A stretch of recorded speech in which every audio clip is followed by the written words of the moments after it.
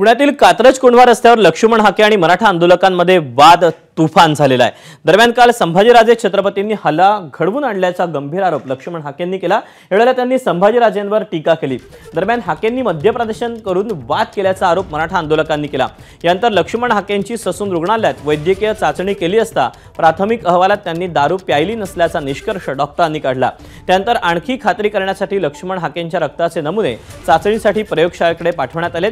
त्यांचा अहवाल येण्यासाठी आणखी 1-2 दिवस लागू शकतात। तर दुसरीकडे लक्ष्मण हाकेंच्या तक्रारीवरून 20 ते 25 मराठा आंदोलकांवर कोंढवा पोलीस ठाण्यात गुन्हा दाखल करण्यात आलाय। मात्र हाकेंवर गुन्हा दाखल करण्यात आलेला नाही।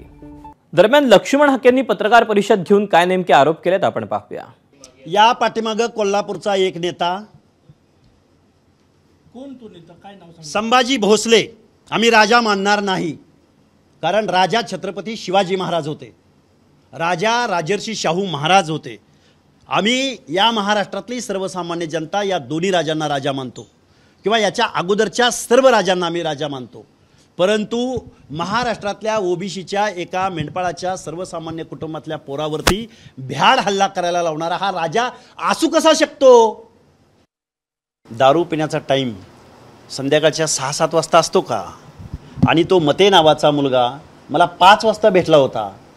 5 वाजता त्यांनी कुणाला फोन लावले, त्याचा मोबाईल जप्त व्हावा आणि त्याचा CDR तपासला जावा।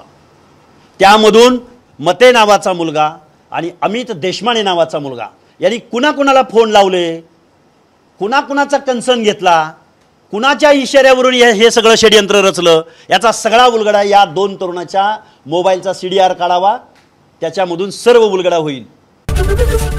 ABP माझा, उघडा डोळे बघा नीट।